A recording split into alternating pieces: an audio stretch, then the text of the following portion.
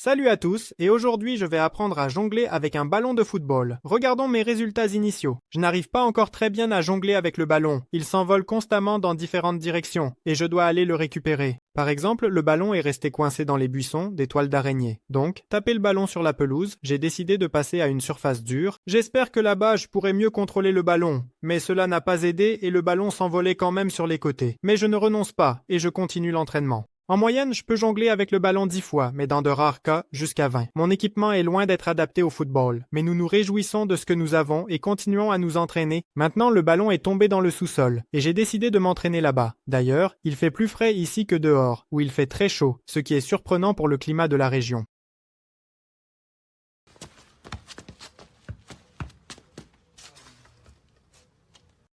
Oui, je sens qu'aujourd'hui j'ai beaucoup bu d'eau. J'ai décidé de faire cette expérience parce que, aussi banal que cela puisse paraître, je veux simplement apprendre à jongler avec le ballon. C'est passionnant, et j'aime vraiment m'y adonner. Ayant compris que mes méthodes ne fonctionnaient pas, j'ai décidé de me tourner vers des vidéos d'apprentissage sur YouTube. En ouvrant le premier tutoriel venu, j'ai réalisé qu'il n'y avait rien de compliqué et qu'il était temps d'aller pratiquer.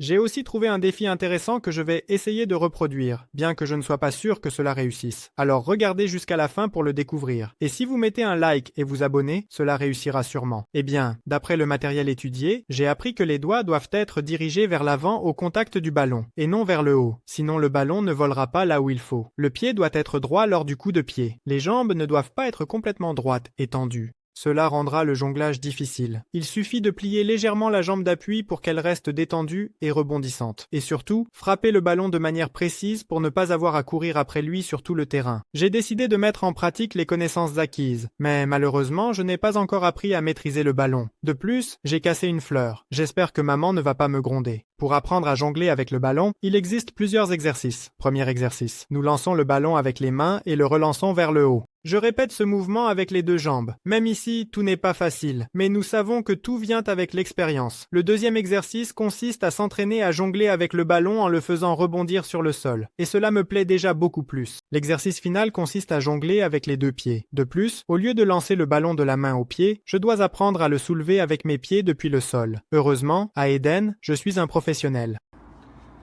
Comme vous avez pu le remarquer, s'entraîner par une telle chaleur est très épuisant. On a envie non seulement de boire, mais aussi de manger. Il est donc temps de se ravitailler pour continuer à s'entraîner. Ensuite, je suis sorti, et j'ai essayé de jongler avec le ballon.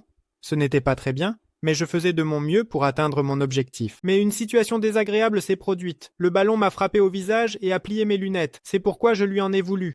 Je suis allé prendre une douche, puis je suis allé au magasin pour acheter des vêtements neufs. Bon, ce n'était pas une décision spontanée, je l'avais planifié. Ce n'était pas un ballon qui est tombé sur mon visage, mais il fallait que j'aille au magasin. En chemin, je me suis arrêté à l'endroit où j'avais acheté mes lunettes il y a 2 ans, et ils les ont réparées gratuitement. C'était un bonus très agréable et inattendu, sur lequel je comptais en fait, car j'ai déjà les poches vides. Et voici ce que je me suis acheté. Un pantalon, un pull et une veste. Alors, qu'en pensez-vous? Puis, après avoir un peu travaillé sur l'ordinateur, je suis retourné m'entraîner. J'ai rempli d'eau et j'ai commencé à frapper le ballon. Mais comme ça ne se passait pas très bien, j'ai commencé à faire des exercices en lançant le ballon sur ma jambe et en le renvoyant. Après une nouvelle chute, j'ai compris qu'il fallait rétablir l'équilibre hydrique dans mon corps. Ensuite, j'ai continué l'entraînement en effectuant des exercices avec le rebond du ballon depuis le sol. D'ailleurs, la barrière sur les côtés empêche le ballon de s'envoler sur les côtés. Et c'est un bon point. Oui, je pense que cela ne fonctionne pas du tout. Après encore un peu d'entraînement, je suis passé à un véritable jonglage avec le ballon, et il semble que ça commence à mieux se passer. Qu'est-ce que c'était? C'était probablement un accident. Oui, apparemment, par accident. Ah ah ah, non les gars, en fait, je sais faire ce tour, car je l'ai appris il y a très longtemps, et c'est peut-être la seule chose que je peux faire. Puis j'ai décidé d'apprendre un nouvel élément. J'ai choisi un élément simple que je pensais pouvoir maîtriser. J'ai commencé à essayer, et il semblait que ça commençait à fonctionner, mais le ballon s'envolait toujours sur les côtés. La première tentative réussie a eu lieu, mais je n'ai pas pu continuer à jongler avec le ballon. Peu à peu, cela a commencé à s'améliorer un peu, et j'ai pu jongler avec le ballon plusieurs fois. Mais ensuite, tout a commencé à décliner. Apparemment à cause de la fatigue. Je suis allé me laver et j'ai réalisé qu'il était temps de reprendre des forces. D'ailleurs, je n'ai mangé qu'une seule fois dans la journée, et pour que vous compreniez, il est déjà le soir. Oui, on ne peut pas plaisanter avec les repas. Et pendant que la nourriture se préparait, je me suis senti mal et j'ai ressenti de la faiblesse. Après le repas, mes forces sont revenues et j'ai décidé de m'entraîner un peu plus. J'ai essayé de jongler avec le ballon sur mes genoux et j'ai compris que cela me prendrait encore 10 ans. Donc, j'ai arrêté de le faire. Le lendemain matin, j'ai grignoté et il me restait encore un peu de temps, car 24 heures n'étaient pas encore écoulées, pour m'entraîner et vérifier comment mes compétences avec le ballon avaient évolué. Pour cela, je suis allé sur le terrain, où j'ai commencé à faire des exercices de lancer de balles sur la jambe et de rebond sur le sol pour m'échauffer. Comme je l'ai dit précédemment, je vais essayer de relever le défi. Le Maradona 7 Challenge est un échauffement célèbre avant les matchs qui semble simple. Il faut toucher le ballon 7 fois pour qu'il ne tombe pas par terre, en le touchant avec les 2 pieds, les 2 genoux, les 2 épaules et la tête. J'ai décidé de commencer du bon pied, en levant le ballon au-dessus de ma tête, puis en le faisant descendre sur le côté gauche. Après de nombreuses tentatives, j'ai réussi à atteindre un maximum de 5 touches. En gros, si je m'entraîne, je pense que je pourrais atteindre le résultat souhaité. Eh bien, il est temps de faire le bilan. Je suis déjà un peu fatigué, mais il reste peu de temps et il est temps de réaliser le maximum de jonglage avec le ballon.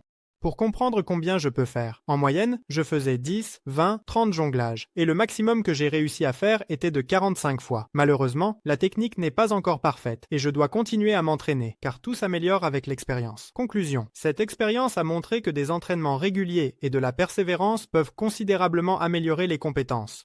Bien que le résultat ne soit pas encore parfait, je vois des progrès et je sens que je peux faire mieux. Un grand merci d'avoir été avec moi dans ce processus. Si vous avez aimé cette vidéo, soutenez-moi en vous abonnant, likez et commentez, ainsi qu'en vous abonnant à Telegram. Au revoir et à bientôt.